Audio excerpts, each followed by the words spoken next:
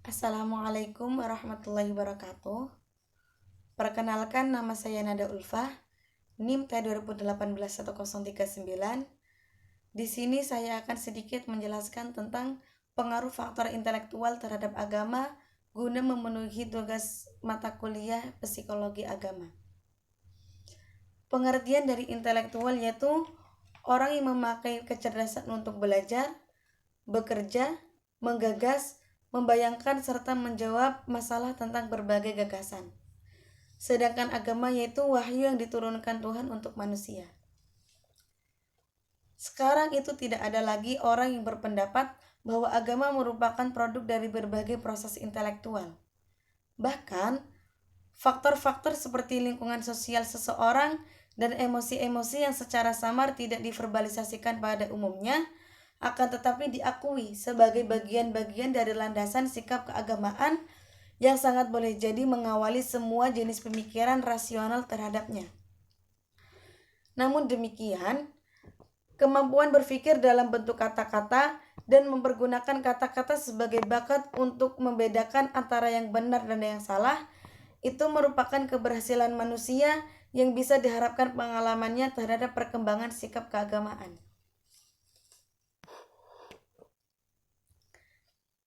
Di antara beberapa orang penulis mengenai agama mengatakan bahwa produk pemikiran intelektual sedemikian jauh sudah berkembang, sehingga agama dianggap sama sekali sebagai produk dari faktor-faktor irasional dan alasan-alasan yang diberikan untuk mendukungnya dianggap sekedar sebagai rasionalisasi yang sama sekali tidak berpengaruh terhadap sistem kepercayaan yang bersangkutan.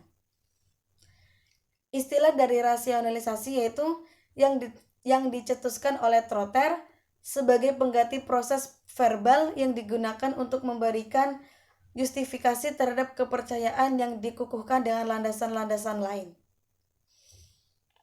Pengakuan terhadap proses rasionalisasi itu tidak memberikan landasan untuk mengukuhkan pendapat yang menyatakan bahwa proses-proses intelektual manusia itu sama sekali tidak berpengaruh terhadap kepercayaan-kepercayaannya.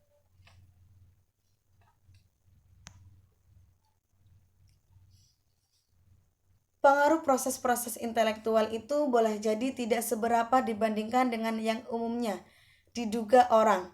Akan tetapi memang sebenarnya bahwa suatu kepercayaan secara diam-diam lebih dipegangi bila proses pemikiran itu dapat digunakan untuk memberikan alasan-alasan pembenarannya.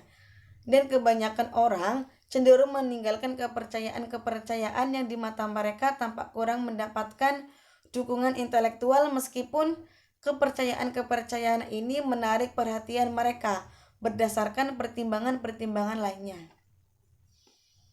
Pada sisi ekstrimnya, yaitu orang-orang yang benar-benar rasional, yang pendapat-pendapatnya hanya ditentukan oleh proses-proses intelektual dan sama sekali tidak ditentukan oleh kebutuhan-kebutuhan ataupun keinginan-keinginannya.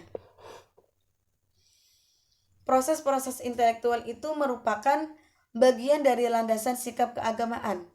Berarti ia tidak mengikuti pendapat yang menyatakan bahwa landasan intelektual itu diekspresikan dengan argumen-argumen tradisional dengan adanya Tuhan.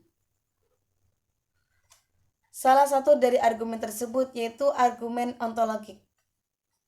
Argumen ontologik misalnya menyatakan bahwa karena Tuhan itu dirumuskan sebagai zat yang sempurna, dan karena eksistensi itu pasti merupakan bagian yang sempurna, maka hal itu berarti bahwa Tuhan itu ada.